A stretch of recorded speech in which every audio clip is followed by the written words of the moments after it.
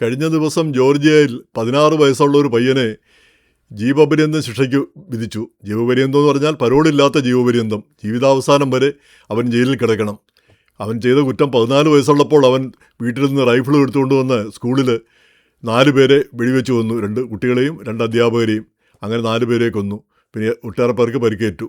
അപ്പോൾ അതിന് ശിക്ഷ ഈ സംഭവത്തിന് ശേഷം ഇവൻ അറസ്റ്റിലായതിനു ശേഷം ഇവൻ ഈ അമ്മയോട് സംസാരിച്ചത് ഇങ്ങനെയാണെന്നാണ് പറയുന്നത്. അതായത് ഞാനൊരു വലിയ കാര്യം ചെയ്തു, അങ്ങനെ എൻ്റെ പേര് ഈ ഈ വലിയ വലിയ ആളുകളുടെ ഒക്കെ കൂടെ എൻ്റെ പേരും അവിടെ ഉണ്ടാവും.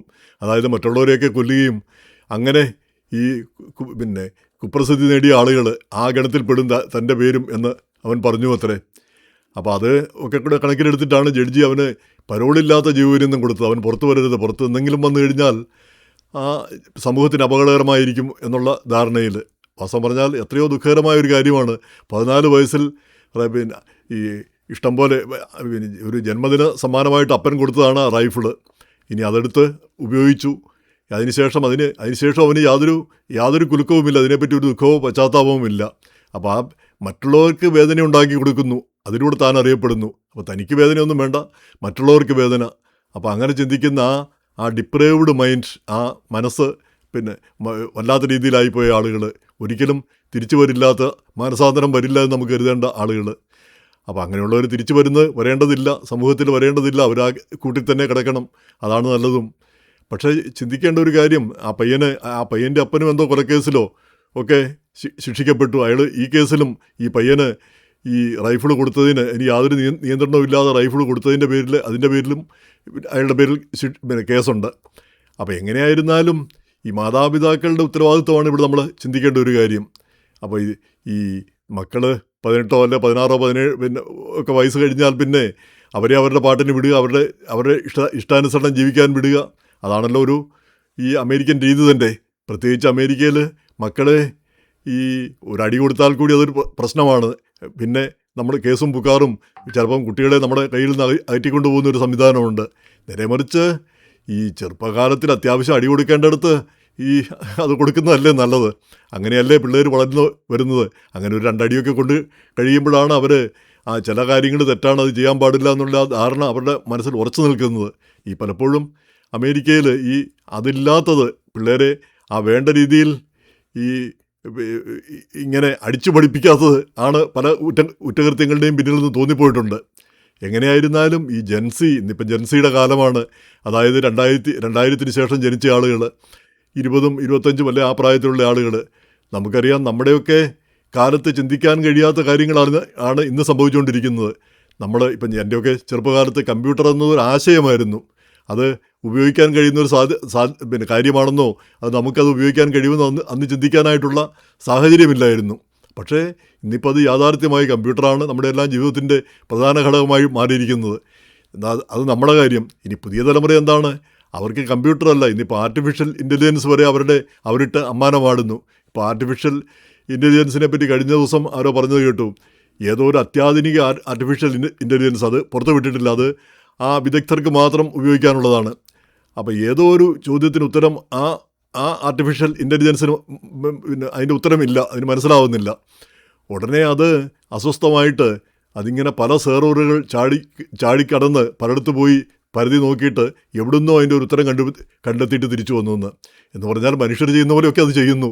അത്രയ്ക്കധികം അത്യാധുനികമായിട്ടുള്ള രീതിയിലേക്ക് കാര്യങ്ങൾ മാറിക്കഴിഞ്ഞിരിക്കുന്നു. അപ്പോൾ ഈ പിള്ളേരൊക്കെ ഇതിൻ്റെയൊക്കെ ആളുകളാണ്. ഇവരൊക്കെ ഈ രീതിയിലാണ് ചിന്തിക്കുന്നതും ഈ രീതിയിലാണ് മുന്നോട്ട് നോക്കുന്നതും. അപ്പോൾ നമ്മുടെയൊക്കെ ആ പഴഞ്ചൻ ആശയങ്ങളും പഴഞ്ചൻ ചിന്താഗതികളും പഴയ വൈരാഗ്യങ്ങളും ഇതൊന്നും അവരെ ബാധിക്കുന്ന കാര്യമല്ല. അതാണിപ്പം ഇന്ത്യയിലെ ആ ജെൻസി പ്രക്ഷോഭത്തിൽ, ഈ നീറ്റ് പരീക്ഷ സംബന്ധിച്ചുള്ള പ്രക്ഷോഭത്തിൽ കണ്ടതും. യുവജനത വേറൊരു രീതിയിൽ ചിന്തിക്കുന്നു, പഴയ രീതിയിലല്ല, പഴയ തലമുറ ചിന്തിക്കുന്നത് പോലെയല്ല. എങ്ങനെയായാലും വേറെ 1-2 സംഭവം കൂടി ഞാൻ ഓർക്കുകയാണ്. ഇപ്പം കഴിഞ്ഞ ദിവസം ന്യൂജേഴ്സിയിൽ ഒരു 18 വയസ്സുള്ള ഒരു പയ്യൻ ഓടിച്ചിരുന്ന ജെനസിസ് കാർ SUV, അവൻ വിലയുള്ളതാണ്. അത് റെഡ് ലൈറ്റ് ചാടിയിട്ട് അപ്പുറത്ത് കിടന്നിരുന്ന ഒരു അവരുടെ കാറെ ചെന്നിടിച്ചു. ആ സ്ത്രീ തൽക്ഷണം മരിച്ചു. അപ്പോൾ ഈ പയ്യൻ നേരത്തെയും ഇതുപോലെ റെക്കലെസ്സായിട്ട് അശ്രദ്ധമായിട്ടോ അല്ലെങ്കിൽ ശരിയായിട്ട് ഓടിക്കാൻ അറിയില്ലാതെ വണ്ടി ഓടിച്ചതായിട്ട് പരാതികളുണ്ടെന്നാണ് പ്രോസിക്യൂട്ടർ പറഞ്ഞത്. അപ്പോൾ ഒരു ഇന്ത്യൻ പയ്യനാണ്. അപ്പോൾ ഒന്നാലോചിച്ച് നോക്കിയാൽ നമ്മൾ വണ്ടിയൊക്കെ കൊടുത്തു വിടുമ്പോൾ 16 വയസ്സ് കഴിയുമ്പോൾ ഇവിടെ ഡ്രൈവിംഗ് ലൈസൻസ് കിട്ടും.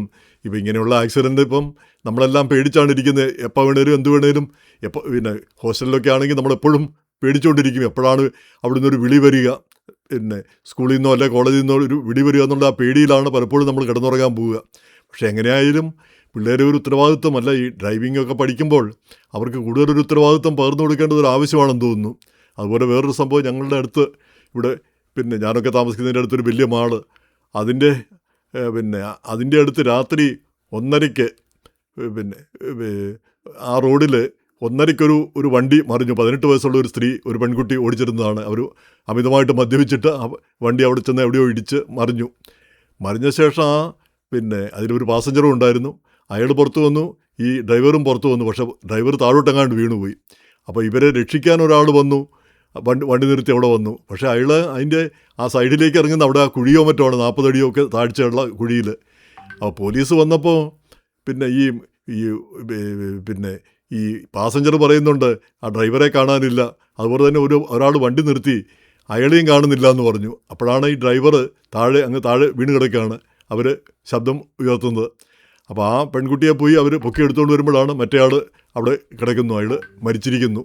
അപ്പോൾ ഒരാൾ ഉപകാരം ചെയ്യാനായിട്ട് ചെന്നതാണ്, പക്ഷേ അയാളുടെ മരണത്തിനാണ് ഇടയാക്കിയത്. അപ്പം അമിതമായിട്ട് മദ്യപിച്ച് വണ്ടി ഓടിച്ചതിന് ആ പെൺകുട്ടിക്കെതിരെ കേസെടുത്തു. അതുകൊണ്ട് എന്താ പ്രയോജനം ഇരിക്കുന്ന ഒരാളുടെ ജീവൻ നഷ്ടപ്പെട്ടിരിക്കുന്നു. അപ്പോൾ ഈ ചെറുപ്പക്കാരായ പിള്ളേരുടെ കാര്യത്തിൽ നമുക്കൊരു കരുതൽ ഉണ്ടാവേണ്ടതുണ്ട് മാതാപിതാക്കൾക്ക്. കുറഞ്ഞ പക്ഷം പറഞ്ഞാലിപ്പം പിള്ളേർ ആ പ്രായത്തിലുള്ളവർ അനുസരിക്കുക എന്നുള്ളത് വളരെ ബുദ്ധിമുട്ടുള്ളൊരു കാര്യമാണ്, നമുക്ക് എല്ലാവർക്കും അറിയാം. എങ്കിലും പറഞ്ഞു കൊടുക്കുക, ഇങ്ങനെയുള്ള ആക്സിഡൻറ്റും മറ്റും ഉണ്ടാകാനുള്ള സാധ്യത വളരെ കൂടുതലുണ്ട്. പ്രത്യേകിച്ച് വണ്ടികളൊക്കെ ഈ 16 വയസ്സും ആ 17, 18 ആ പ്രായത്തിലുള്ളവർ ഓടിക്കുമ്പോൾ. അപ്പോൾ കൂടുതൽ ശ്രദ്ധിക്കുക, കുറച്ചുകൂടെ പരിശീലനം സിദ്ധിച്ച ശേഷം മാത്രം ഈ തിരക്കുള്ള റോഡുകളിലൊക്കെ ഓടിക്കുക. ഇതൊക്കെ ഒരു പ്രധാനപ്പെട്ട കാര്യമാണ്. അതുപോലെ തന്നെ മദ്യപിച്ചാൽ വണ്ടി ഓടിക്കാതിരിക്കുക, അതൊരു പ്രധാനപ്പെട്ട കാര്യമാണല്ലോ. മദ്യപിച്ച് കഴിഞ്ഞാൽ വണ്ടി ഓടിക്കരുത്. ആ ഒരു പാഠം പിള്ളേരെ ചെറുപ്പത്തിൽ തന്നെ പഠിപ്പിച്ച് വെക്കേണ്ട ഒരു കാര്യമാണ്. നിങ്ങൾ മദ്യപിച്ചിട്ടുണ്ടെങ്കിൽ വണ്ടി ഓടിക്കരുത്. ഈ മദ്യപിക്കാനാണ് ഉദ്ദേശമെങ്കിൽ മദ്യപിക്കുക, വണ്ടി അവിടെ കിടക്കട്ടെ, വേറെ എന്തെങ്കിലും സംവിധാനം ഒരുക്കുക. ഇങ്ങനെയൊക്കെയുള്ള രീതിയിലേക്ക് മാറേണ്ടിയിരിക്കുന്നു. അപ്പോൾ ഇതെല്ലാം തലവേദന ഉണ്ടാക്കുന്ന കാര്യങ്ങൾ തന്നെയാണ്. പക്ഷേ മാതാപിതാക്കളുടെ ഉത്തരവാദിത്വവും കൂടുന്ന കാര്യങ്ങളാണിത്. അത് ശ്രദ്ധിക്കേണ്ട ഒരു കാര്യം തന്നെ.